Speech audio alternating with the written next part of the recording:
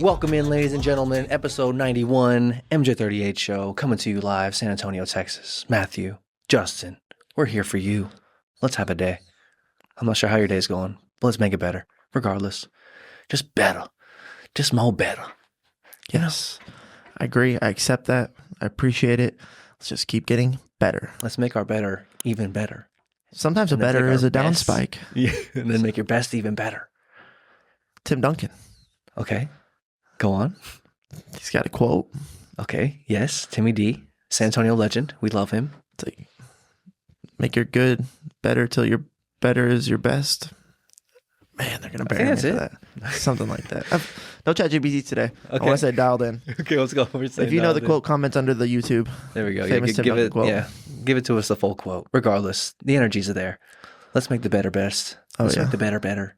We're having a good one. Life just keeps Life's on good. Getting better, better, better.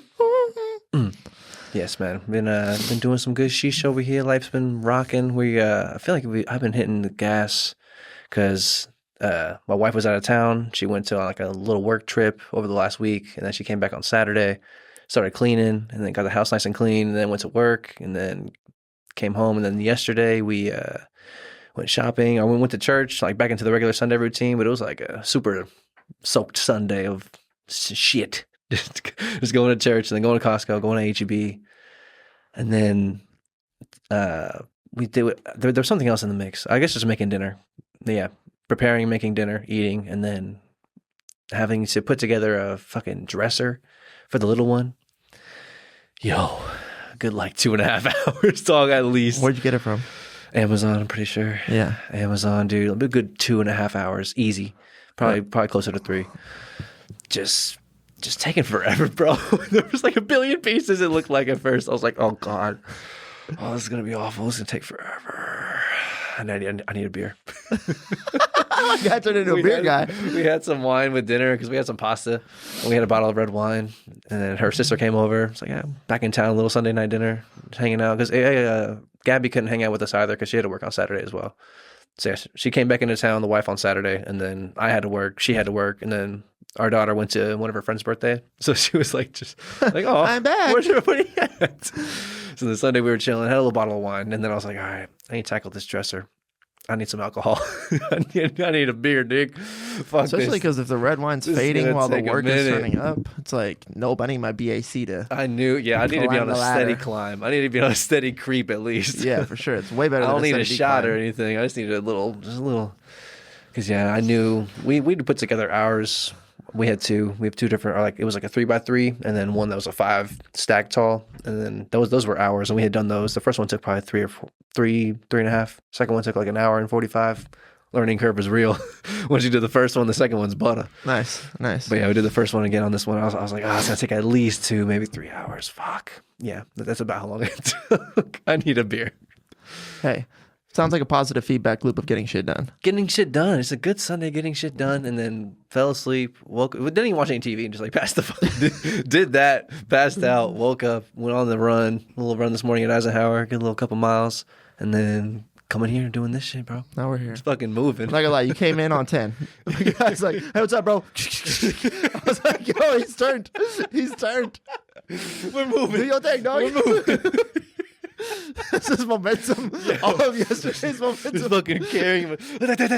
I go to work like that sometimes. Any drag, just straight Apple workout. Yeah, sometimes I've been there just like, hey, let's go. We're going to war today, guys. Get in your bunkers. I got your back. You got my back. There's no team like us. You feel me? All right, everybody in here. Let's go. It's just the momentum. You know what I'm saying? Yeah. The momentum of your day. I feel bad. Pick up the U-Haul. Sometimes at work, I'm just like I was praying. And I was just like, should we arrive successful from the battlefield? Just like, I forget people don't conceptualize things the way I conceptualize them. Mm-hmm. You know, like that. Take us there. That's like we like to go there. It's because sports is a battlefield and a restaurant is sports. But I went straight from restaurant to battlefield without the integrator. But anyways, they're like they know what it is. They know what it is. I had referred to it as that before. Whenever like one of our coworkers was like in training and then getting out of training, going. I think it was her first time serving even, or like maybe at that high of a level for sure. But I was like, oh, like you're going to be in the trenches with us. Oh, because she used to be a host, you know what I'm saying? So she went from being a host, dealing at the front door, welcoming guests, reservations on the phone, to like being in the service, running the show, like the face of the restaurant for the restaurant to the table, and like having to execute. That's different. I was like, you're going to come to the trenches, dog. Yeah, this is where the work happens. This is where the trenches, you know what I'm saying? You don't know shit about the weeds. You get weeded Trust. pretty bad, bro. Man, you know what kills me? Anybody watching from Blue Prime, I'm sorry, it's not sorry. Okay. Our hostesses will want to give us a table while I'm fucking doing something. Yes. And I get it. You're trying to do your job. But like they're like trying to hand me the chit. They're like, this guy's not looking at me. I'm like, I'm mid cocktail spiel. You're gonna have to fucking wait, okay? And then they're like, and 9 times out of 10, I'm trying to round third so I can get home to where you're going. Go ahead, please. Continue. No, go back to second. So then like I'll have shit in my hands and I'm just like, yeah, I can't. I'm busy. I need you to hold on a second. And then they're like, well, I'll just set it down right here. And then I'm like, okay. And then I look up at the fucking host stand and there's nobody there. There's nobody there. I'm like, what's your fucking hurry for? Why?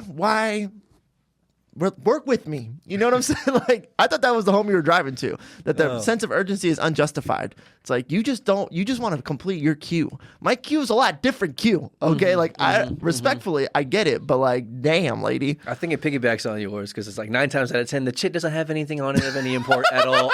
Anyway, all it has is their last name. Sometimes, you know what I'm saying? Like sometimes it'll have like if it's like a big party or something specific, like even allergies, you should be able to figure that out yourself.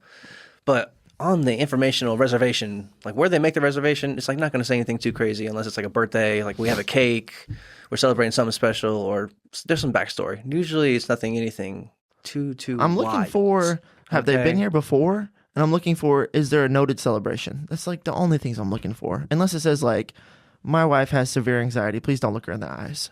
That's useful information. Yeah, something like that too. Yeah, but usually the 9 times out of 10. Trying to have a business quiet meal, quiet dinner, or whatever. It's going to change my approach. Yeah. I'm trying to be a little bit less, Hello, how are you doing a today? little bit less integrated into their experience. Hello. Hey guys, I'll pull up a chair. Yeah. You can finish that. Yeah, exactly. No, yeah, so that's one thing that I get really grinds my gears a la Peter Griffin. Yeah. But Grinding them. But on your note, a much different story because I'm like, your trench isn't our trench. That's the other thing is there's not a lot of like appreciation for, and our trench isn't the kitchen's trench. It's different. It's different for sure. It's different. I feel like the service and the kitchen are yin and yang. It's like, I need to appreciate the fact that you are dialed and a lot of shit's going on and you got like tons of things happening all at once. And then I need you to appreciate that I am going to take all of your shit. You're not going to receive any consequence for the things that you fuck up. I'm going to receive all of them. Yeah. So if I fucking need something or you forgot something, or even if I forgot something, I need you to fucking care. I need some urgency. I don't need like attitude. Get in line. I got a thing full of tickets. What did you do? Here's your spoon. Yeah. Respectfully. Because you don't receive any of the content. You're going to clock out. No one's going to say shit to you. I'm walking back out there and I'm going to take all of the energy, all the negative that just happened is going on my plate. That's what we get paid to do. Yeah. That's what we get paid to do. 100%. To deal with the negative. It's like, so could you just give me the fucking sauce that you forgot and not question me on whether or not I rang it in? You know what I'm saying? Did you bring it in? Yeah. Was it on the ticket? It was. Do you want to find the ticket? Well, let me look at the fucking tickets. Does it matter? Shut the fuck up. Does it matter at all? Respectfully. Because it doesn't matter at all. No. Whether I forgot it, whether you forgot it, whether they forgot it, someone forgot it. So they need it now, or I wouldn't fucking be here. Believe me, I wouldn't be here. Sometimes the guest forgets to be like, "Oh, can you? I meant to, add a sauce. Yeah. Can you give me that sauce? Yeah, of course. Yeah, right away. I need that sauce. You bring it in." Like, whose fault is this? Whose fault is this? Who's responsible? Stop the show. Where does the blame go? Right. Like, stop. Oh my God. Just fucking. No one gives a shit. Just make it happen. Just fix the problem. It takes seconds. You know what I'm saying? Yeah. There's definitely different levels of severity of problems and fuck ups. And I do my part. For the most part. I do my part for the kitchen. Yeah. I'm very specific. Yeah. I do it exactly. Like I take the time to say, actually, let me backspace that. It's not specific enough. They're going to have questions. Let me type it exactly in a way that a kindergarten would know what the fuck I'm saying. Yeah. How could I possibly misinterpret this? Exactly. I play that game. You know what I'm saying? Yeah, for sure. Shout out the industry, folks. Love the industry, folks. Love you guys. Love you that. guys. I got chewed out by the kitchen because I didn't separate my tickets the other day. The manager told me to stop separating my tickets the day before that. Shout out industry folks. This is the game we play. This is the game we play. These are the games we play. And who gets yelled at? Your boy. Both times. It's fine. Forget about it. I got you. We'll take it on the chin. We'll take it on the chin. I got the Crimson Chin. The Crimson Chin. But we got into talking about the restaurant because we got into talking about carrying momentum because we started talking about coming in hot, busy day, busy weekend. Hey, good job on getting dresser done. Yeah, that's some dad shit, bro. At the end of the day, the role of dad is to alleviate concern and to fix things that are broken. Yes, that's like two major, especially concerns surrounding bugs. Oh yeah, that's dad all day. Dog. Dead things. Yep. Bugs. Yeah. Pests, rodents. Yeah, bugs, totally. Nasty shit. I remember actual shit. I remember my dad telling me that one day. He's like, women don't want men to fix things. They want men to listen. But families want dads to fix everything. Yeah. And if you're going to be a man in a relationship and a dad for a family, you're going to have to find a way to hold both things at the same time. Okay, I was love like, that. Damn, that is true. Oh, fuck. That's some good shit. Yeah. So what are the two things he's holding in that scenario one more time? Women want you to listen, not fix. Listening, yeah, listen, not fix their problem. Got you. Sincerity, genuine, authentic connection. Yes, empathy. Care. Sincerity. Keep pulling them. Keep pulling them. Gentlemanliness. There's a word for chivalry. That. Yeah, you got it. Chivalry. I don't know. Yeah. And then to listen and not fix. Got it. But then the families. Dad, please fix this. You need to fix. Need to fix this. Something's not working. Something's. How many times do you just like, I have a problem? Yeah, the window's broken. The foundation of the house is fucked. My controller doesn't work. Yeah. My computer's slow. Like even just like logistical problems. I don't know how I'm gonna get to practice. The lawn's growing. Yeah, it's like he was like, and you didn't have a dad in your house, so your mom did both things. So shout out the moms doing both things, and shout out Shani specifically because that's a hell of a mom. Shout out to the moms. Single moms. Single mothers know they got my heart. That's Kanye. JK. Excellent segue. I'm happy to get into that in a second. Okay. Stay tuned. But so both things that you're holding is like dad role responsibilities, fix problems. Hopefully you fix them before people even conceptualize that they exist. And then as a partner and a male partner in a relationship, it's like, listen, don't fix. Fix, don't fix. Fix, don't fix. Yeah. And so it can be difficult. Sometimes you're fixing your woman's problems and you're listening to your children's problems. It's like, that's opposite. It's a tough task. It's hard to do this shit, bro. I like you know that. what I'm saying? I like that. That's what's up. Yeah, totally. If you're a dad out there, hold it down. Hold it down. Hold it down. I'm dadding it up. Baby's doing great. Building dressers and shit. Yeah, little baby Dion. She's doing amazing. Latest. Flying along, bro. Flying along. She was born like on episode 60 or something. Crazy. 61, and we're like 30 weeks later. She's 9 months. Yeah, she's doing amazing. The latest progress report, she's super mobile, doesn't want to sit still, wants to crawl, explore, loves to use her body, wants to climb on everything she can, open everything she can, pull everything out. She's super happy if she's doing that. So I try to let her do that. But then she's burning so many calories now because, well, she's just a tiny baby and she's moving all the time. So I have to like feed her high protein diet, make food for her, like real food. So that's cool. I feel like a real dad when I'm like making a baby plate. That's some dad shit, bro. Yeah, it feels good. That's high level dad shit. I like it. She's eating good. She's eating like an athlete already. It's way different being like those first chapters, that first year, that first 2 years. It's a lot different than year 12, year 13. I'm so sure. I don't want it to. Even year 7, you know what I'm saying? Just want her to stop growing. Just be this forever, you know? Be my little nugget. Yeah, man, it's crazy. They're going to be. But time waits for no man. No man. And so she will continue to grow. Yeah. Onward and upward, hopefully in the right direction. God willing. Yeah, she seems like she's doing great. Yes, man. So happy. Yes, but you were talking about a segue? Dude, Kanye West, I think he's the GOAT. Okay. I think he's the GOAT. You had mentioned this in a podcast previous. He's on your Mount Rushmore. I was hesitant. I was like flirting with the idea. Yeah. We'd been on a couple dates. Okay. Dude. And then you come back and now it's official. Yeah. Okay, what happened? I put on the This Is Kanye West playlist in the middle of a workout. This in Spotify? Yeah, because a lot of I have several playlists that I've curated, but they're old and I'll come back to them and they're still good. It's annoying to have to make a new playlist every couple 6 months, every year or so. It's like, I don't want to fucking do that. Let's go scroll through all this shit again. I used to go to the It takes pool. forever, bro. It takes time. Legitimately takes time. It's a task. It's a chore. It takes sometimes hours. It's like doing the dishes. Like our wedding playlist literally took hours. Yeah. Like a day. That's different because it's like... It's a lot of songs. Yeah, but totally. Still, like... Oh, and you're curating the vibe for like hundreds of people, 50s of people, whatever. But the workout playlist is like 20 songs for you. You probably know 5 already. Then you got to do a little deeping. But the... deep digging, but... I'm with you. I like the other one. I like... You're right. It's a fucking chore. It's a task. I used to take a 6-pack to the pool, lay down, summer, open up the playlist, start it, make the playlist, add some cool songs. Usually I get inspired. There's like sometimes there's that moment where you get inspiration, where there's like a run of a couple songs in a row, and you're like, I need to make a new playlist. I need to curate a new space for this thing, this new energy. This is different. This is what did I miss was almost the spiking point for a new playlist. Oh, okay. What did I miss? That's what it is. Drake, yeah? Yeah. But that song's not that great. It's just not that great. What did I miss? I like the breakdown when the beat changes about halfway through. I only heard it like once, maybe. It's not that great. Whatever. Iceman's coming out soon. Should be great. Yeah, new album. But so a lot of times I'll go into the gym, and if my playlists are kind of stalling out, I'll just be like, play This Is Drake on Spotify. And I'll listen to that curated playlist by Spotify. Got you. And then I'm working out, and it's just like not doing it for me. You know, it's just like not doing it for me. Yeah. Nokia hit because I put it down for a month or two. Came back to it.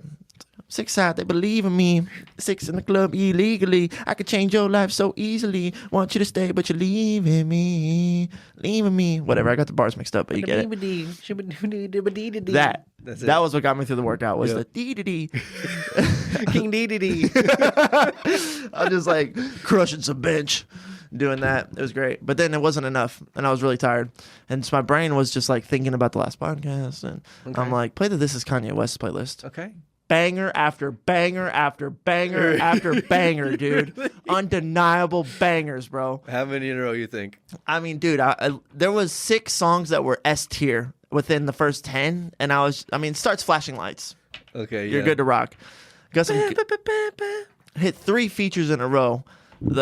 I think I've had enough. I don't know, the Rihanna. The 5 more or some. But I'm 4 or 5 seconds. seconds to wildin'. And I got 3 Yeah, more I used to play that at the days to spot. Friday. Yeah. Yes, crushed. Good Put song. on for my city with Young Jeezy. I put on. Yeah. Put on for my... I put on. Forgot he was even on that song. Yeah, me too. Right? Until you just mentioned it. Right? Yeah. Lifetime banger. Bangers. And then the other feature that was out of this, American Boy. I don't even, Okay, yeah. but it's just such a fucking iconic song. It is an iconic song. You know what I'm saying? And I was just like, this guy just makes fucking hit after hit after hit. And then, yeah, he's got his own discography, obviously. And then I was sitting there and listening to this shit, and I'm like, Kanye West is my GOAT, and Drake is my number 2. I'll fucking say it. The 2 most controversial people in the world, I'll fucking say it. Kanye's my number 1, Drake's my number 2, and if Drake would have made Jesus Walks, he'd probably be my number 1. But he did it, so it's Kanye West. Let's go. I don't know. Say That's crazy. I love that. Call it what you want. I love that. Put that on. Put that on. Call it what you want. Play the This Is Kanye West playlist on Spotify while you're on a run, and then come and argue with me. He's got some bangers. Fucking amazing. What was the other song you had mentioned? That Ghost Town was a hit on a run. What was the other song you had mentioned the other day? I was trying to mention it to Gabby because she was talking about songs that are good for when you're going on a run. And I was like, Ghost Town. I know that's just like, I could just feel that. Are you talking about Kanye West song or just any song? I forget. I don't know. I think it was something you had mentioned specifically. It was right after you had mentioned Ghost Town. And it was like a couple days ago. But I can't remember what it was. I don't know if it was a gospel song. I don't think it was Got My Back. I think that was the Deadlift Day. So I think it was the day before that when you went on a run. Yeah. I felt it. I felt it in my mind. It was like a little bloop, but then it went away. Yeah, trying to remember something. So I get back into that memory. Yeah. Once you remember, you're like, you're in that memory again. You're like, oh, yeah. But until then, you're on the outside looking in. Yeah, 100%. That memory's just like... Ghost Town. Oh, the only thing that might help me is if it was on my cardio playlist. Yes, man. But making a playlist is a whole daunting task. What were we talking about playlists about? Just want to talk about Kanye West. Oh, yes. This is Kanye curated list. Take that to the bank, kids. Ghost Town. Family Feud is amazing. Yes, bro. Yes, bro. Oh, Let It All Work Out. Oh, yeah. That wasn't even on the playlist. I just got back into memory. There it is. Boop.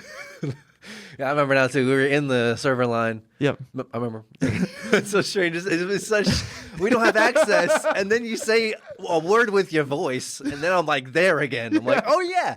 I could like whoop, jump right back into that That's reality. So funny. It's like I was standing in the server line. I was about to head out the door. And I remember.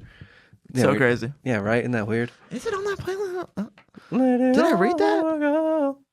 No, Famous is on this playlist, which is a song I like a lot. And Famous took me to Let It All Work Out. Let's go. They're all connected. Yeah, we're all interwoven webs of thought, neurosynapses that are connected to each other. It's just a web. We're a web, man. Yeah. Our minds, our mentals are so crazy. It's awesome. Yeah, it's cool. It's a cool little thing. We're such weird beings. My memory is... I'm here for it. I'd be willing to say I have like a 95 percentile memory, which is fucking sick. In regards to like what? What do you mean? It's just strong. It's just strong. Okay. I fucking remember shit. You know what I'm saying? Okay, And okay. What's your evidence? Because the reason that this seed got planted was Okay, after I'd been punched in the mouth. got it. We were, as a group, I was like, let's have some council of I deliberation. thought we talked about that last time, We too. did. Okay, when you get back into a segue, stay tuned. Stay tuned. Teaser. We did like a council session with the major heads of the basketball game to break down what had happened there. And, you know, This is how long afterwards? this is like 15 minutes afterwards. Okay, gotcha. Because, Okay. you know, like I'm out for like 2 minutes or like dazed and confused. Matthew Okay, McConaughey. I'm with you. And then I wash my mouth out, and then I come back, and everybody's putting their shoes on. Like, nah, game's dead today. And I was like, oh, well, I get hit in the mouth. You guys want to quit? Fucking pussies? Huh? I was kidding. Kind of. I did say that, but not the pussies part. And then we go outside to talk, and then we're talking about the shit. And then my friend Jay is like, Deliberating.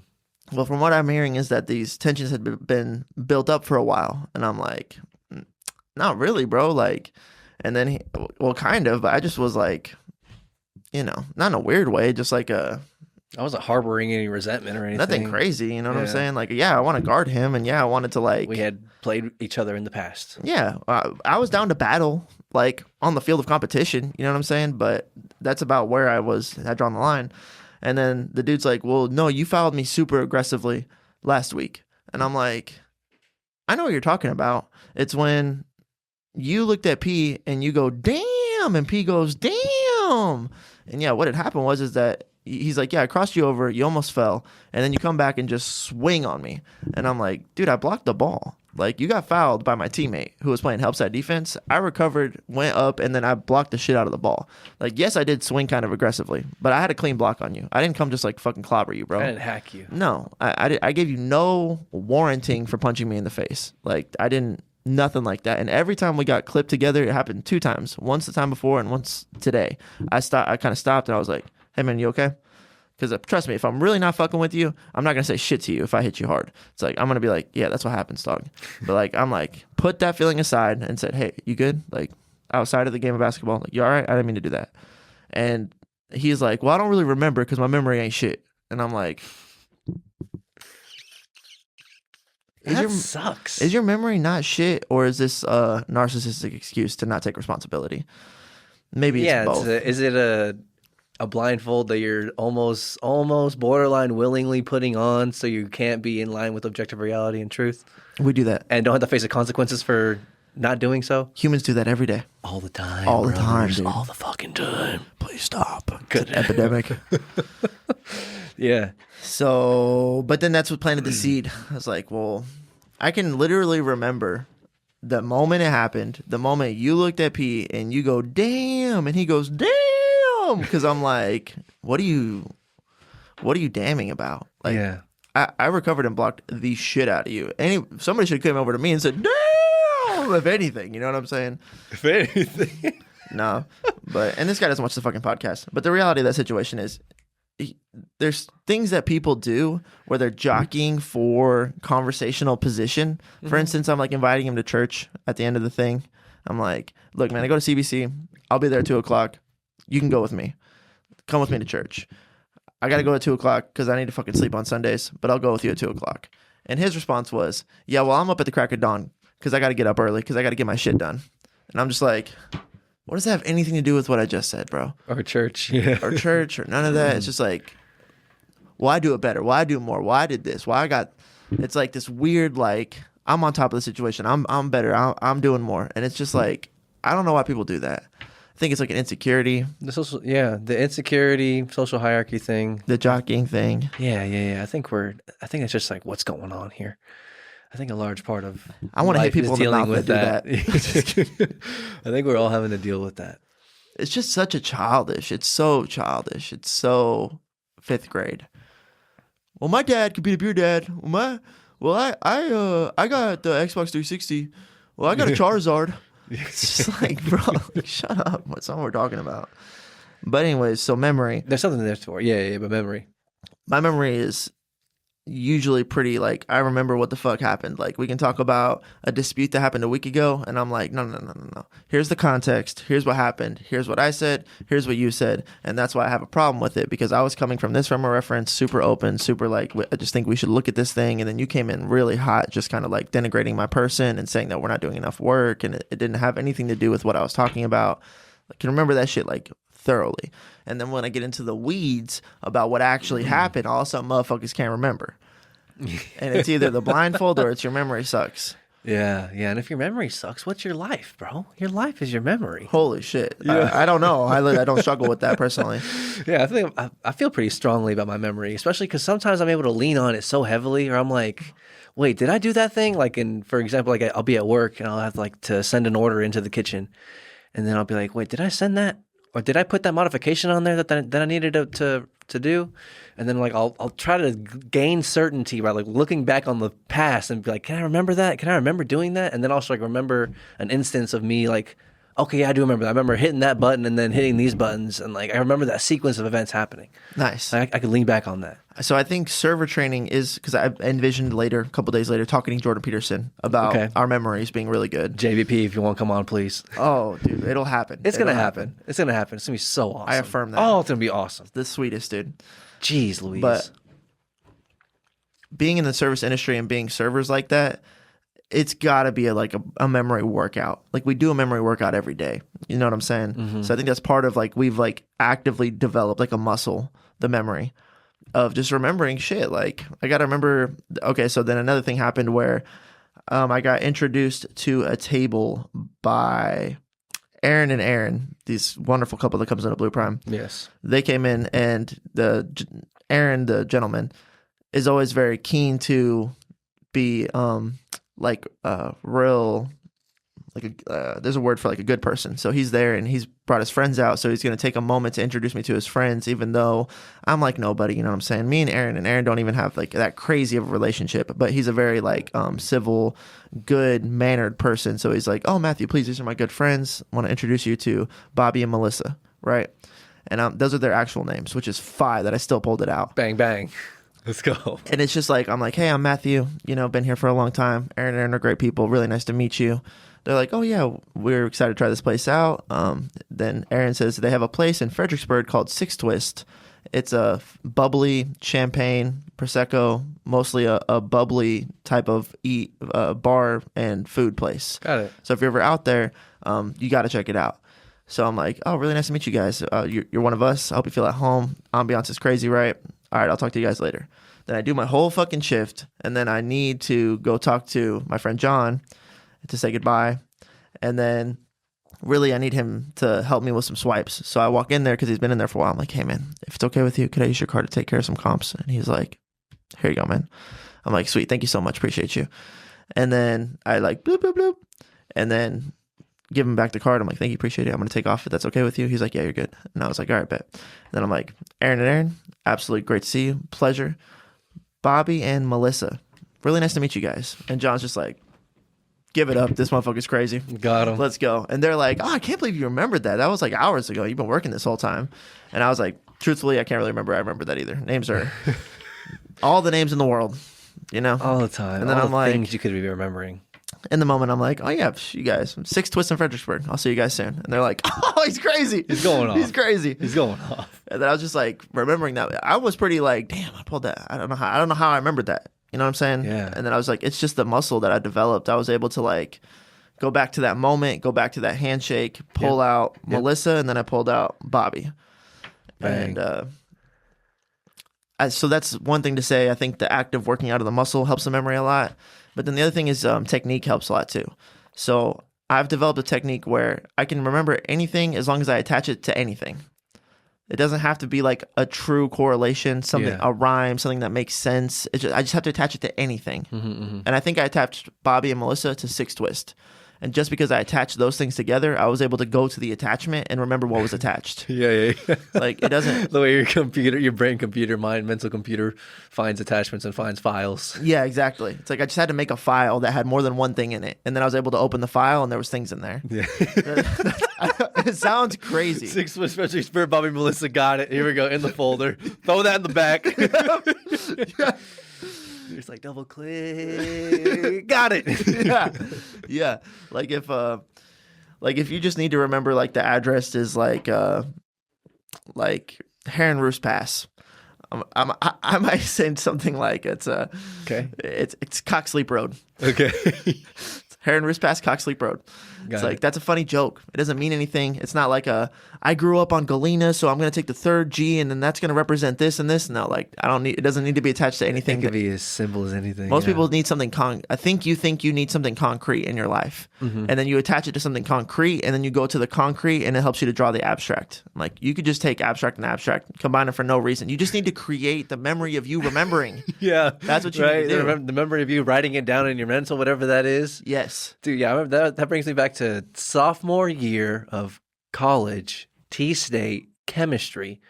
We're talking about the outer orbitals from the electrons or some shit. I don't even remember. I can't remember exactly what it was. Some proton, neutron, electron talk, and like the outer orbits. It's like the PSH, or there's one more letter to it as well. I can't remember, D maybe. But I just remember it was like poop, shit, dick balls or something. And I was like, those don't. Chemistry and fecal matter, like there's nothing going on there. No, I just remembered it. It just like stapled it. I just branded it in my head when I was memorizing or studying whatever. Yeah, for chemistry. And I bet that one was really strong too. Like when you got to, I remember it now. Exactly. At least for the most part, like 80% of it. Sometimes you create a Stark one, and then when you get to test day, you're like, well, that's an easy one to remember. I created a really Stark synapse for that one, and then you tried to memorize something else, but you didn't really create the Stark synapse for it, and you're like, God, I wrote that down. Fuck, what was it? And then you might be like, oh, I remember now, but it's not like poop, shit, dick balls. Got it. Next. Yeah, you know what I'm saying? That's the whole thing. Superpower dick farts, I think is what it was. SPDF, I'm pretty sure. You got it. Yeah, you pulled it out. I'm pretty sure it was that years ago, dog. Memories are a weird thing, dog. Our mental scape. So that guy's memory sucks. What's your life, bro? That's lame. You don't remember? I guess my memory's fucking weird. What happened? Memory's fucking weird. Because I can remember some really weird abstract stuff, but it's seemingly random. Sometimes I wake up with literally a song from a different generation in my mind. From the fucking 80s. And like just random stuff. No clue why I'm singing. Yeah, no idea. It's just, and that happens also like multiple times throughout the day, throughout the weeks. And I can't remember exact things. I guess I could, if you're asked to remember, where were you on fucking April 29th? I gotta walk back through my life. I was gonna say I might be able to walk it back. I need to look at the calendar. What day of week was it? I was like, can I see my calendar? I have my calendar at home where I write shit down or you know what I'm saying, whatever's going on. So I could probably remember for the most part. Yeah. I took a class. My favorite class in high school was dual credit art history. I took it as a senior. It was probably my favorite class I ever took in high school. And it was just memorization. I mean, we would go through periods of art, and then you'd get a sheet with 40 usually-ish pieces of art, and then you'd have to remember 4 facts about each piece of art. And then the fact would be the name, the artist. Those were usually the 2 easiest ones for me to remember. And then the lecturer would go through each piece of art, all 40 of them, and he'd spend like 10 minutes on each one and tell you the story, what happened, why it was important, what kind of paint they used, or like what medium it was on, contextually what it meant, what it actually meant, symbolism, all that shit. And you just had to find 4 facts that were, in my opinion, stark enough that when I looked at the painting, I could say, oh yeah, that was the fucking thing with the guy. And then so I would, in my notes, I'd make like probably 6 facts per art piece. And then when I was studying for the test, I would like make a flashcard with the art one side. And then on the back side, I'd write down the 4 facts that I had chosen. I'm going to remember those 4 facts. Mm-hmm. So then it was really just memorization class more than it was art history. Yeah. But I love that That's what shit. school is. What's studying? That's why I was like studying. Like when I was studying for chemistry, whatever the fuck that is. Poop shit dick balls. Yeah, About dick farts. Yeah, come on, dog. You got it. that shit's stark. I got it. It smells in my brain. That's PDF, dog. That's I what got it is. The outer orbitals of electrons or some shit. I don't remember chemistry. There's some chemistry Bill teacher Nye that's like, shit, son of a dog. Bill bitch. ain't not gonna teach you that though. Bill Nye, he ain't gonna teach you that though. It's a gas. He taught me that. I still remember it. I remember that. No, our memories are weird. Our minds are fucking weird. If your memory sucks, like 50 First Dates, Adam Sandler. You seen that movie? Yeah. Classic. Great movie. If you haven't seen it, highly recommend it. Oh, yeah, one of Adam Sandler's. If you ask people, it's probably in their top 10 for sure. Top 5 for a lot of people. Top 5 for me. Women for sure. Top 5 for sure. It's in my top 5. I Feel love good it. movie. It's a great movie. It's on TBS a lot. Remember back in the day in high school Totally. and college and shit.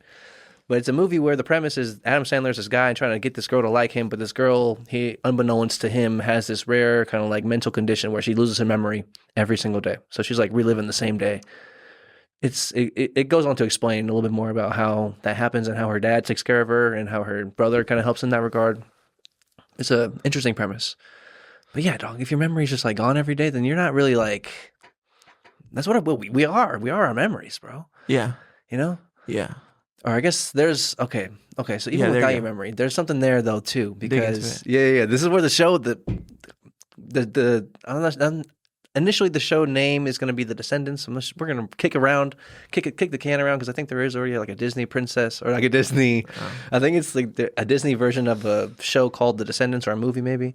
And they're like their premise of The Descendants is like these are the kids and the children, the descendants of like these evil Maleficent and like evil princesses and I guess evil characters in the Disney lore. Okay. So I don't know. I'm pretty sure I've seen that somewhere because I looked it up already. But that show coming out that we're gonna make because I think we talked about it last time how the best stories or the best shows that we equate to or put in that S tier, give that acclamation to of like this is a great show, you need to watch it. Like the things that help influence that within ourselves whenever we do watch it is like if there's a truth expressed in it that is expressed in an artistic and like nice, cool, dramatic or whatever actionable way that's like digestible, people like it. And then it's like pointing to a truth that's in line with objective reality and how the structure of life works.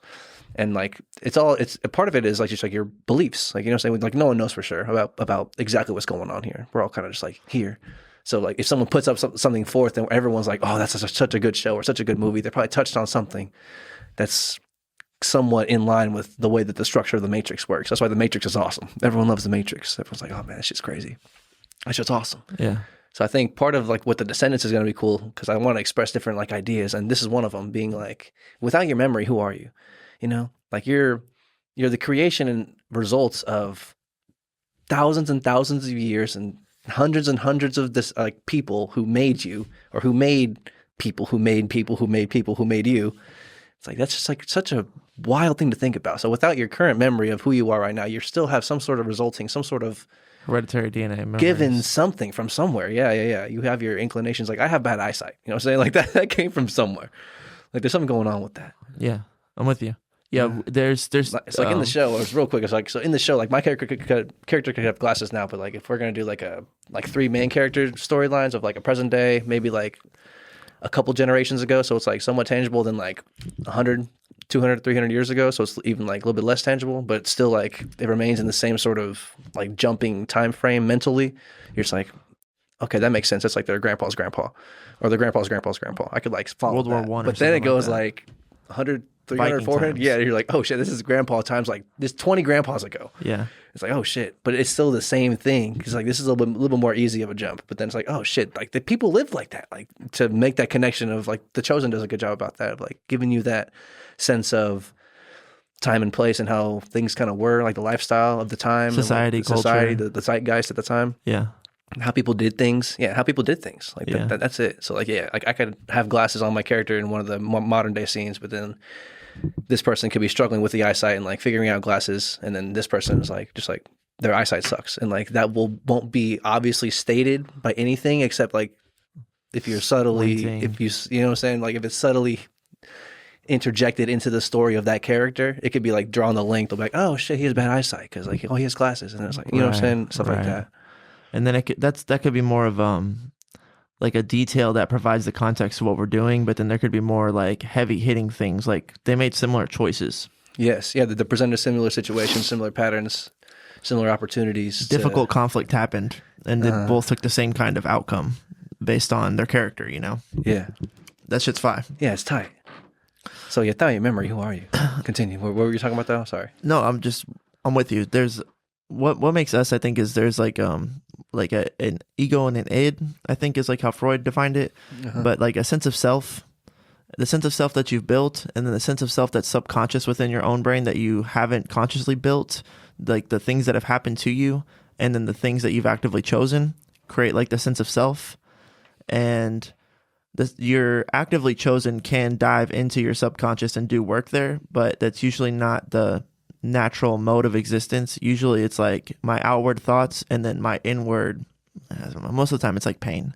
It's like bad things that have happened to me that have shaped me in my subconscious, and then the things that I choose to be. And those things are kind of like resting on top of each other, making all of the choices that you make all the time. And then your memories would be like a very driving force in both of those, because you have your memories subconsciously of like the bad things that happen to you and the good things that happen to you. So what you subconsciously expect to happen based on what you've taken in life. And then your memories also drive your choices. It's like I've worked out for the last 6 days because that's a bad example. Let's say I'm 4 days into my workout. I told myself I was going to work out 6 days in a row. I'm into it. This is what I'm doing. I'm going to go and I'm going to work out the 5th day. But a lot of that's driven by memory because of choices that you're making actively. and you can ride your own momentum. The running narrative. 100%. Yeah. And so I think when we talk about what makes us, it's like memories, yes, but memories feed into this sense of self, the conscious one and the unconscious one. And yeah, you know, a lot of people don't have control over that. It's like what they're choosing to do can be very impulsive, and what their subconscious is doing to them, they might not have a lot of conscious awareness of what's going on in their subconscious. Most people are beep booping around in this life. Beep boop, beep boop, beep boop, beep boop, boop. And all of a sudden you have a shitty life or you have a great life, and then you wake up one day kind of within yourself a little bit and you're like, oh man, maybe some of this is my fault. Maybe some of it's not. Maybe I'm lucky. Maybe I'm privileged. Maybe I'm to blame for some of this. Maybe it's like, and it breaks my heart how many people beep boop through their whole life. I was kind of thinking about this yesterday. It's like we're doing a really great job of trying to actively create a life that's enjoyable and worth living. But I don't think a lot of people do that. Like you went to school for something, and then you like married this person, and then now you're like, yeah, you had some kids. I mean, that should just be happening. And like you either got the raise or didn't get the raise, got the promotion, but then like one day you're going to be just like in your life. And I think hopefully at least one day you have the red pill moment where you're like, oh fuck, this is my life. Okay. And it could have been different things, but it's this. And that doesn't happen to everybody. I don't think like at 20. Sometimes it happens at like 40 or like 50. You get that midlife crisis. I was gonna say, yeah, that might be. I think that might be kind of attached to that idea of a midlife crisis. Is getting to that point, yeah, where it's like looking at life. It's like, oh shit. So we're kind of in the shit right could have now. done anything, in my opinion. Like we're in a trench. You could do anything. I'm saying that again. You can do anything. You really can. You could have done anything. It's really easy to conceptualize. Is that what sparks a midlife crisis? Is getting to a point and then realizing I could have done anything? I think it's subconsciously, and you're like, fuck, and you can't even like conceptualize it or accept it, so you have to go buy a Ferrari. I would say that the subconscious, yes, and then I would say consciously, you're saying to yourself, I did this thing. I could have done anything, and I did this thing. I'm gonna do this thing. I can do this thing right now. Fuck it all. Yeah, that's the way to be like, I'm in control here. It's like, I can have a great life right now. What would be a great life? Hookers blowing a Ferrari. Let's go. Yachts. Yeah. Lots of yachts. Yahtzee. Not a lot of people can just get on a yacht, but not a lot of people can afford a Ferrari. Maybe you can afford a lease on a Ferrari for a month. Yeah. But I think that's what happens there. It's like you also feel it's like a feeling of being stuck too. It's like infinite possibilities, and I'm in this one. Right. Fuck. Right. Yeah. Maybe there's something going on there subconsciously. What's like the deemed a midlife crisis? Like 40s in your 50s? Yeah. Yeah, I'd say it probably happens at 40. Because at 40, it's like, I mean, at 50, I think you're kind of settled in a little bit. 40 is so. where you still have some agency to be like, fuck, I got like a decade before I'm on the back nine. Yeah. You know? Yeah. Before Unk. I was big bro right now. Yeah. Like big bro. Yeah, for sure. So It's a little different. but then that thought stemmed from we're in a place where we are kind of deep down the road of trying to build a life that we're really thankful we ended up in that reality. Unconventional And path. one way to easily conceptualize it, if you graduated from college and you have a job now, it's easy to think now that you ran the science experiment. You went to school, you went to college, you graduated, you got the job, you're doing the job, here you are. Here we go. Okay, you could have went to college. Buckle it up. Snuggle it up. You could have gone to college for anything. Anything. They offer Anything in the fucking a world. ton of different majors. Anything in the fucking universe you could have learned. Yeah. And relatively speaking, you probably could have gone to at least 2 or 3 different schools. So even if your school didn't offer a certain major, you probably could have gotten into some school that did offer any of the majors that were available. Plenty of online programs, the Jordan Peterson Academy. Yes, that's a different conversation, but totally. Nowadays, definitely. What are we talking about? So that to say, like, you graduated with a degree, you got the job in the field, and that could have been anything in the world. So I think that's easy to conceptualize. I really could be doing anything right now because I did the meta thing, which was degree, job, field. Yep. And you just happen to be in, because I was thinking about how do people end up being doctors. And the thing that I came down to is somebody probably told them you should be a doctor. And then they probably just ran with that. Because why the fuck else would you choose to be a doctor? Maybe in your family, maybe it's a familial thing. Maybe you have aspirations because you watched the show or you experienced like I think Scrubs has a moment where they talk about this kind of stuff, right?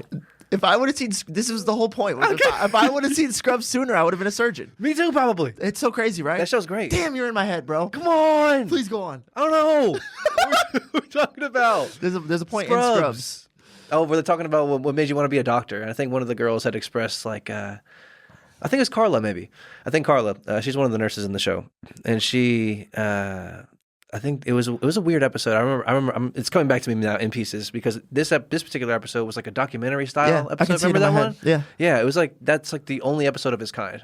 They don't do that ever again. It's not like The Typically- Office. Yeah, typically it's JD's like point of view and his mind, his mental thought space the entire time, except for like an episode or two. And this is one of them, and it's like a documentary style. So they're asking like, why'd you want to become a doctor? And I think Dr. Cox, JD. Elliot, Turk, and Carla all give different answers. I forget, but I know that I'm pretty sure Carla's was. I think she said that she was a little girl or she was young, and she was at a restaurant, and then somebody was choking or somebody was suffocating or something at the restaurant, and then somebody yelled out, "Like, is there a doctor in the house?" And then I think there was a doctor, and they came and they, I don't know, helped them out, gave them CPR or whatever they needed to do, took control of the situation, and then like solved the problem. And like save the day, you know what I'm saying? She was like, whoa, like they commanded so much respect in that moment. Or like they had the moment. Like it was like, can anyone make this catch for me? Jamar Chase was like, right here, fam. Right here, dog. And then he makes the catch. You're like, yes! Yes!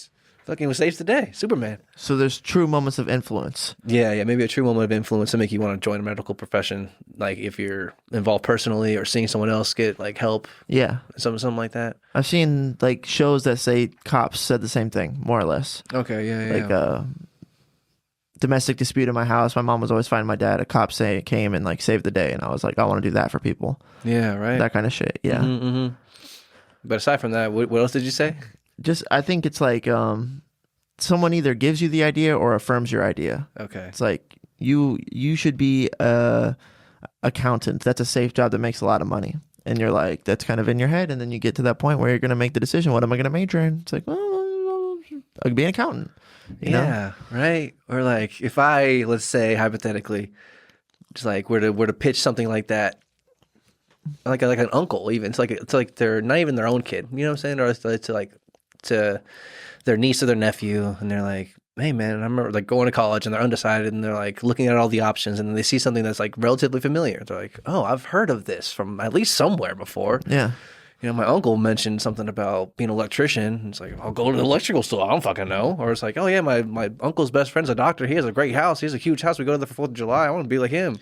Yeah. You know what I'm saying? Dude, yeah. I was really close to trying to go to law school. Mostly stemmed because when my parents split up, my dad got remarried. I had 2 stepsisters and a new stepmom. And then it was me and my dad in a house.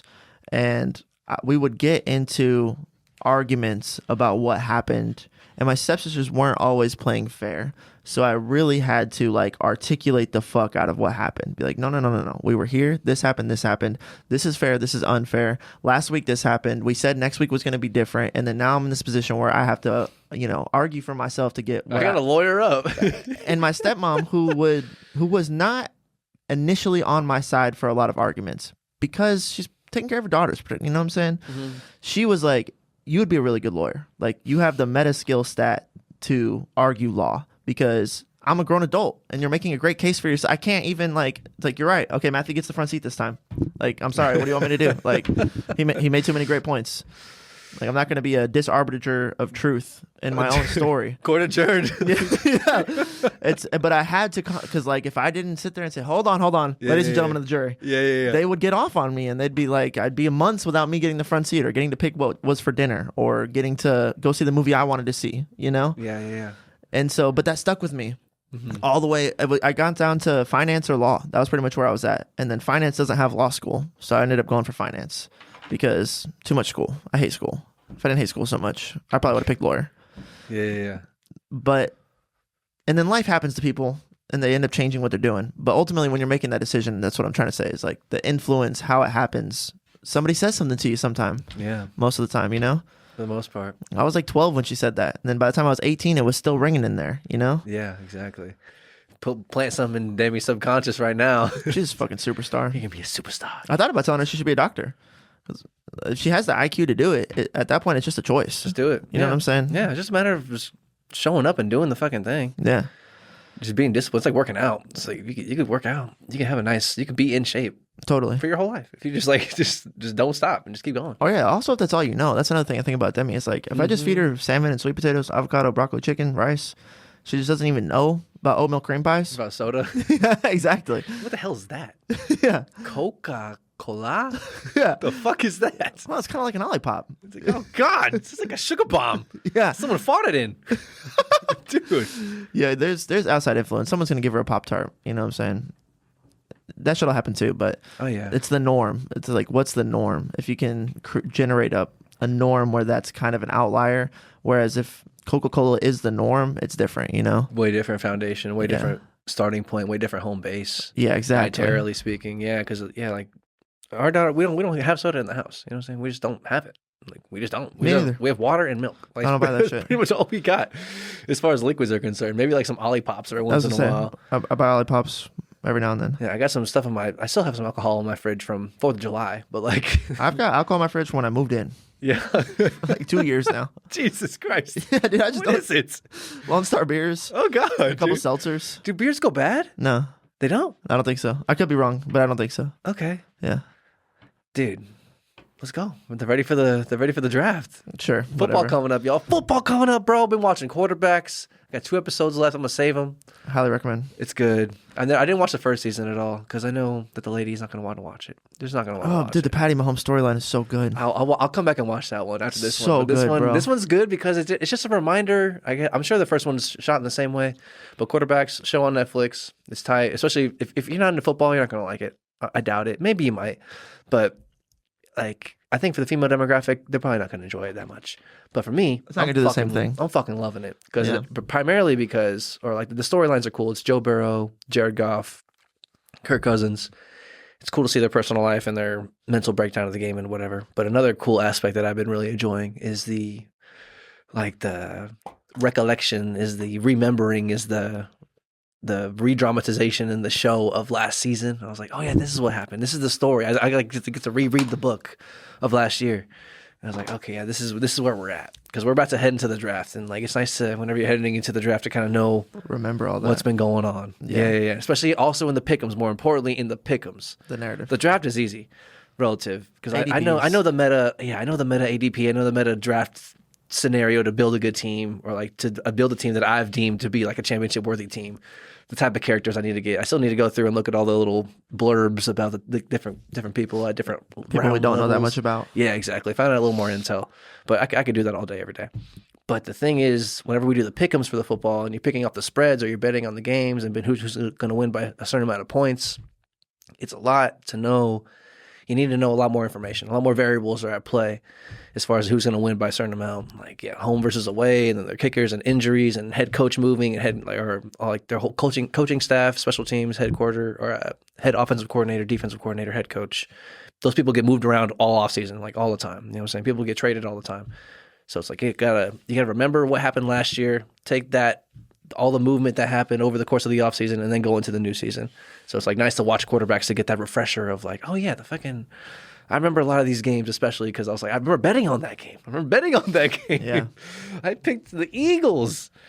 Oh, damn you, Falcons. Yeah. Damn you, Bengals. It's nice it's doing something for your spirit. I love that. I'll probably start it today. It's tight. It's tight. I had an opportunity. Lady was going out of town. That's Perfect. that was my shot. Perfect. That's the only time. I highly recommend for couples to have couple shows and then guy shows and girl shows. Yeah, you gotta have something to watch for yourself when you're home alone. Mm-hmm. I want to put a nice bow on the memory thing. Poet. David Bowie. The trick that I learned, and I had the highest grade out of everybody in the art history class. The trick that I learned was, let's say that there's a painting called Shovel by James Book. It was done in pastel in the year 1888. Okay. There's a painting called Shovel by James Book done in pastel in 1988. Those are the 4 facts that I've deemed worthy to remember. Got it. I would associate the picture that I'm looking at.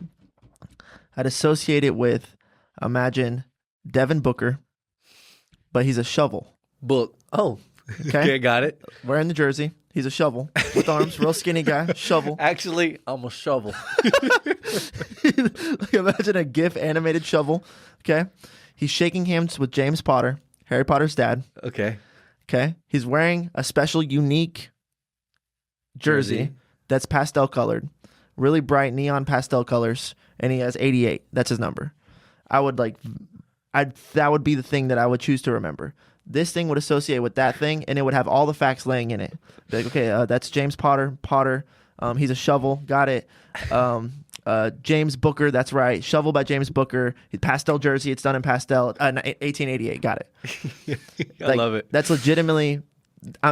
Pastel 88 jersey on a Devin Booker shovel. Yep.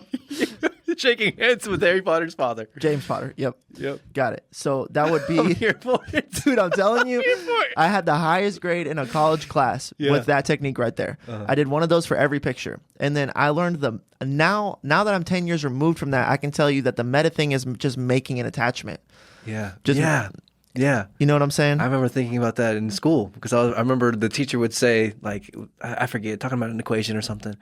And they're like, or whatever it was, English, doesn't really matter the subject. They're mentioning something in, like, I'm writing it down. And then they're like, oh, wait, no, actually, it's the opposite or the inverse of what I just said.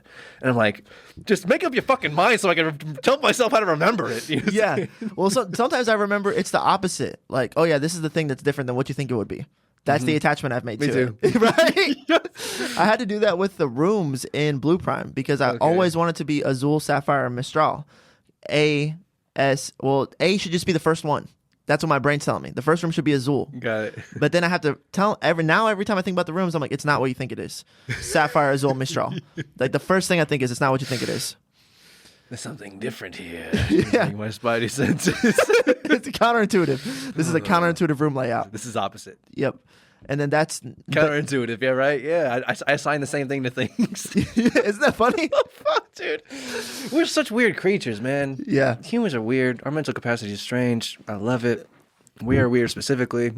Yeah. Oh yeah. We're all unique. Oh yeah. We're all unique individuals dealing with this thing. So if your memory sucks, I feel for you, man. There's stuff you can do to solve that. I know that there's I think it's It's a purple icon emblem on Instagram I've seen. I forget. It's like, dang it, I forget the name of it. But it was just talking about like memory practice, more or less, like mental, like retention training Oh yeah, there was a DS type game shit. back in the day. Yeah, or it was Nintendo like DS. it was like a class, I think, or some guy like talking about it, talking specifically about your like mental awareness and consciousness and that type of shit. But you could train your memory to be a little bit more sharp, a little bit more quicker with retention and memory or remembering things. And I'm sure like those are the types of things that they're doing. Probably. There's probably games that they do or like actual like memorization techniques, but then like things like that as well. Yeah, it's like just playing the memory, like turn over 20 cards Yep. and then match them together. Yep, like yep. that's a Classic. workout for your memory. Classic. Winnie the Pooh, dog. Remember that shit? I was like 4. Exactly. Winnie the Pooh matchums. Totally. All right, I'd love to borrow 5 more minutes of your guys' time. Let's go. I want to tell you about getting punched in the face. Let's go. Playing We alluded to it basketball. last time. We talked about it earlier. In the face. In the words of Shawshank Redemption, if you came this far, maybe you're willing to go a bit farther. Let's go. Playing basketball, you've heard the stories. Obviously, if I look back on the last 3 or 4 podcasts telling you these hyper aggressive, conflict heavy basketball stories, maybe I was cruising for a bruising. Conflict is just the nature of basketball, man. It just happens. Usually I stand right in the face of it, and I did this time, and there were different consequences. There was a fist Yeah. in the face. Ultimately, this guy, I was telling Jay, I was like, look, man, this thing had shown several times, and that's why I was irritated. And the thing that I was irritated by is the thing that punched me in the face. Like, I could tell that there was a disproportionate amount of hostility. This dude's always screaming at. What happened is that we play basketball Tuesday, Thursday, and then the following Tuesday, I get punched in the face. So backtrack to the first Tuesday. He's just screaming at me. The point guard says, "Hey man, pin that guy. I'm going to take him to the rack. I want to float it." That's what I hear, right? What he says is pin that guy. When I think of why he wants me to pin him, he's going to drive, pull out a little bit past the 3-point line, make his move at the 3-point line, get to the free throw, either float it or shoot a jumper right there. So then now stuff happens at the top of the key and I'm pinning, and then the other guard is telling me, get the fuck out of the way. Get out of the way. What are you doing? Move. Get the fuck out of the way. And I'm like, this guy doesn't even know. We had a conversation over here. Then I finally just vacate. The guy takes him to the rack, makes his layup or whatever. Then we're converging on defense. He's like, dude, you got to get out of the way when he gets the switch and blah, blah, blah. I'm like, yo, he told me to pin him, so I'm pinning him. Like, I don't know. You're not my coach. Like, we're not even boys. Like, shut the fuck up, more or less. I don't know why you're screaming at me. There's extra context that you're missing here that makes this make a lot more sense, but you're missing the context. So Totally. So it's like, fuck off. And then one weird Don't thing worry is about it. everyone starts catering to this guy's sensitivity and ego. So Really? The guy that's telling me, like, he's like, well, we did get the pick and we did get the switch. So once I get the switch, you could get your guy out of the paint. I'm like, in the moment, I'm like, okay, so things changed that I didn't take into account. Maybe this is my fault. Now, I view in post, the fuck difference does that make? Whatever matchup you have, you told me to pin my guy. So why does it matter if you get a different matchup? Like, even if you get a weaker defender, my guy can still play help side. And that's what you were worried about, was my guy playing help side. So, and especially if you do get a weaker matchup, he's more likely to play help side because he knows that guy's likely to get beat. So you're just saying this to appease this guy's attitude and energy. So yeah, he's kind of vindicated on what he's saying. Like, you should have just vacated. Like, bullshit. Now in post, I'm like, that's all bullshit. You guys are just, that's how you're reacting to the moment. And the moment looks like this shaky energy because of what he's doing. Okay. So that happened. And I'm like, dude, hey, and then it kind of gets into, I think I said to him, I'm like, hey man, you don't need to yell at me like that. Like, you don't need to talk to me like that. Like, I go tell him just like kind of calmly, like, hey man, like, that's not, you don't need to be yelling at me like that. And then he starts getting in my face and he's like, you don't know me, bro. You don't need to come step to me. You don't know what the fuck I'm from. You don't know about me like that. I'm like, okay, well, I'm telling you, you don't know me. Like, we're not boys. So talking to me like that is displaced. We don't have that kind of relationship. As far as normal relationships, conversations go, you don't need to talk to me like that. Then the next day I come in, I know he's going to say some shit, bro. Like, I'm already like coming into the gym. I'm like, man, he's going to say some shit to me, Like, I can just feel it coming. I walk in with Starbucks. He walks straight up to me. He's like, hey man, some expensive ass shit right there, huh? And I'm like, what are you, my accountant, bro? And then he's like, I'm not worried about your money, bro. I was just trying to say some expensive ass coffee. And I'm like, $5, man. You're right. A little more expensive than the $2 I could get at the gas station. A little more expensive than the $1 K cup. You're right. I just drove an hour to go to Chris's to get the fucking lights. I drove an hour back. I needed to get to the gym. I was fucking tired from driving 2 hours. I didn't have time to go home. I stopped at Starbucks. I agree. I also didn't want to fucking pay money for Starbucks, but I needed some fucking coffee. Get off my dick, more or less. First immediate interaction? Yeah. Oh, Jesus Louises. And I saw it coming. Like, I'm like, Yeah. I felt it. I'm like, this is going to have some shit to say to me today. Yep. Yeah, you could just feel it. Yeah, dude. Yeah. And then proceed to the following day. And we guarded each other kind of tough. The aggressive block that I hit on him, which was an aggressive block, but it was a clean block. I don't know what the fuck you want. You want to play passive? It's like, I play physical. Like, I just do, but not in a gross way. Then we flash forward to Tuesday. We're playing basketball.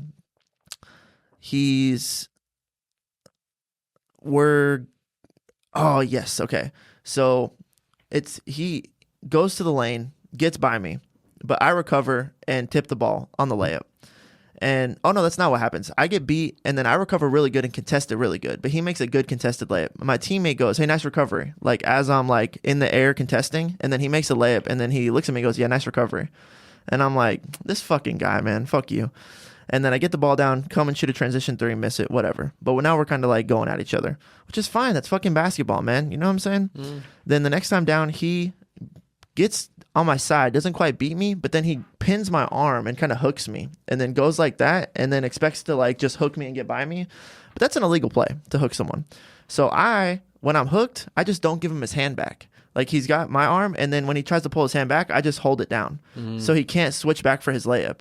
He doesn't like that shit, but he can't call a foul because he did the first illegal one. Exactly. Yeah. So it's kind of dirty, but that's basketball. You know what I'm saying? It's a foul. That's high IQ shit by me. I'm like, yeah, you stuck your hand in the cookie jar, can't get it back out. You know what I'm saying? You're just like, oh, gotcha. Gotcha. Yeah. That's the clamps. Sorry, dude. You know what I'm saying? Then the next time down, I go to set a screen for Jay's guy. This guy's guarding Jay. I set a screen on him, and then I pop and roll like immediately. And he calls, moving screen, check the ball up. And I'm like, I go like, moving screen. And then Jay looks at me like, so we're both like, what the fuck? And then I'll be honest with everybody in the room. I go, oh, there's a moving screen. It's like, you're a crybaby, bro. That's what I tell him. Just straight up. Not the worst thing I could have said to him. Who calls a moving screen, bro? You were down screen for someone who didn't have the ball? He was at the top of the key. Like, me and him were the backcourt guards. And so I work to the elbow, work back up to his backcourt, and then set the screen kind of like high beyond the three-point line, and then roll into the three-point line while he's attacking to create the space, to create the pick and roll, you know? But I popped quick because he hadn't reacted yet. So he wasn't even really touching me when I started to roll.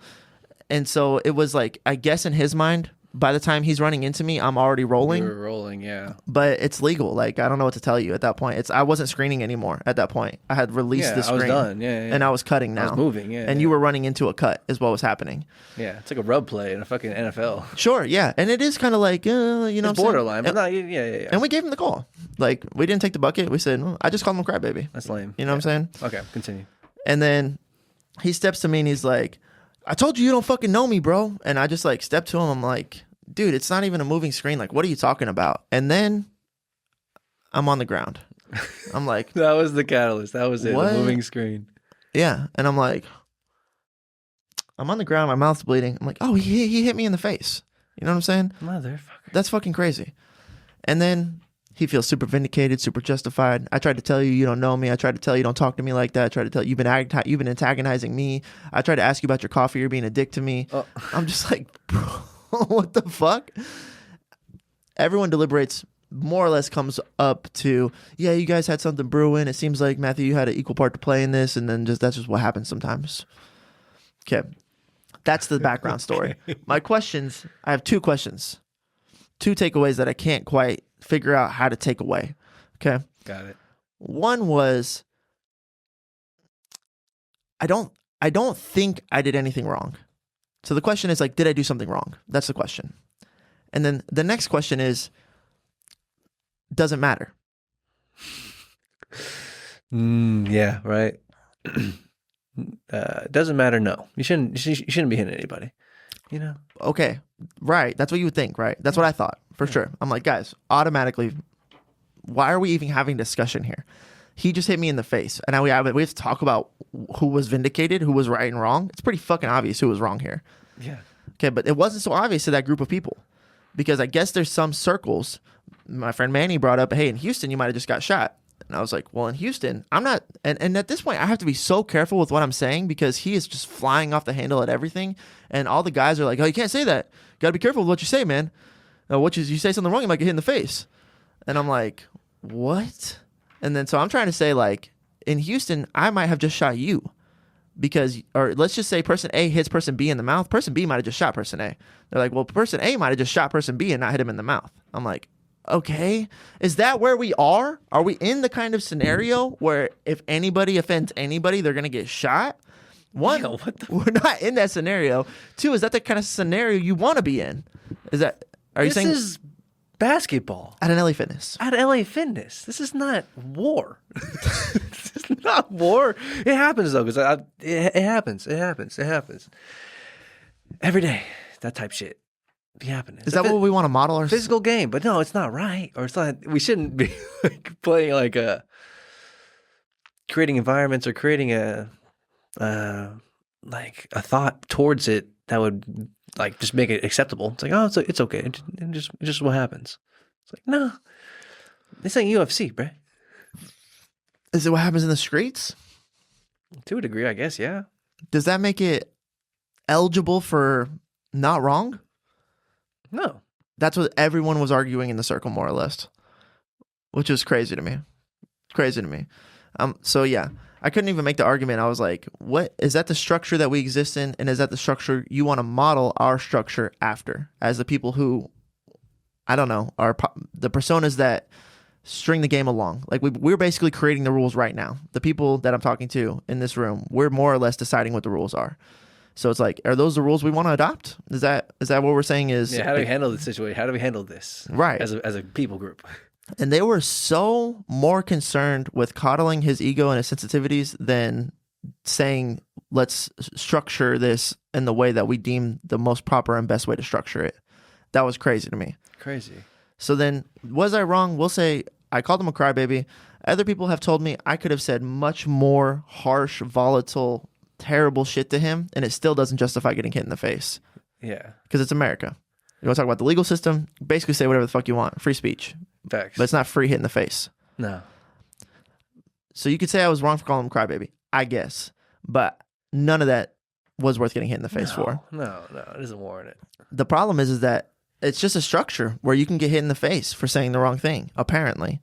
Should my behavior change in that kind of scenario? That's just life. You can't just say anything you want to anybody. Like, you know what I'm saying? Someone might be having the wrong day. Or, you know what I'm saying? You know, might catch someone at a bad time. And then your consequence for saying something, they just fucking... Is death? They shoot you. Yeah, road rage or some shit. You know what I'm saying? So you can't say anything you want to anybody at any time. Hypothetically, I guess you could. But there's ramifications. What if... Okay. So then what if it's the truth? Or sticking up for yourself? There's times when saying the truth or sticking up for yourself is not the right thing to do because you might get shot in the face. I didn't say that. No, right? No, what are you talking about? I'm not saying that you're saying that, but I'm saying that that's the next question is like, you can't say anything you want whenever you want. Maybe that's why you got hit in the face. And then I'm saying the meta part is that I was sticking up for myself in a larger vein of context of sticking up for the truth that this guy is fucking annoying. So like, maybe I should have, the other alternative is to silence myself and say there's consequences to antagonizing someone who's antagonized. So I shouldn't push the button. And that's where the rub is. Like, do I need to be silent to just get along with everybody? No? I don't think so. Huh. No. But you might get road rage shot if you're like, hey, why'd you cut me off, dude? Wrong person at the wrong time. Boom, consequences. So that's the weird part about it is like, I think that if someone like just swerves into your lane because they need to make the exit on the way over and you are also making that exit, but you did it justifiably, you got over, you're slowing down, and you get next to the guy in traffic, you both have your windows down, he looks at you and you're like, hey man, be careful, I got a baby in the car, like what the hell? And then that guy shoots you. It's like that can happen, I guess, and maybe you shouldn't just say things to anybody because death is always a possibility. So it's like my brain doesn't know like how to say this is the behavior that you should embody that would fix all sides of it. This is the ideal. It's like, what's the ideal in that scenario? Just let crazy people be crazy? Yeah, to a degree. What else? What else are you gonna do? Get hit in the face? I guess fight back next time. Or just say nothing. Yeah, say Shoot nothing. back. Shoot hit first. That's not the Anticipate that he's crazy, I guess, and be ready for a fucking physical altercation. Quick bob and bob and weave. Totally. Yeah, I never thought Saw that it was coming. a possibility in that scenario. Now I know it's a possibility in every scenario, but I just didn't see it in that scenario. Never saw it coming. It happens. You never see it coming. This is food for thought. Yeah. Things to think about. See it coming. Yeah. On a broader scale, you could say Jordan Careful. Peterson didn't see the fist of the Canadian government coming for him when he stuck up for truth against crazy people. Yeah, maybe he just like, all right, this is gonna be some shit. I'm about to have to go through some shit right here. I'm sure he knew a little bit. I think he knew a little bit about what he was doing as far as standing up to something, or standing up for something. It's like, all right, this is gonna have some resistance. I'm gonna have some opposition here. Sure. It's not gonna be a. Oh, he's right. You know what? I see what you're saying. Nope, that shit ain't happening. That's not the nature of conflict. Nah, that's not the nature of it. Two forces. You know what I'm saying? There's got to be some sort of splash. He was a little splash. It's a little splash. Those are things to think about. We can delve more into this later. Food for thought. We've reached the end of our time today. Yes, we're pushing. We're about to hit some more work. Keep on pushing, y'all. Episode 91. More episodes coming. Fucking love you guys. Like, comment, subscribe. Tell a friend. Be a friend. Have a great life. Don't have a great life. You ain't got to listen to what I say. You're your own boss. Basically, have a good day. Don't tell me what to do. Don't tell me what to do, lady. You never know who will punch you in the face. Yeah, be careful. Watch out. Watch your words. Watch your energy. We love y'all. Have a great life. We'll see you the next time. Deuce. Bye. Rolling through the city to the light show. Really ain't no telling where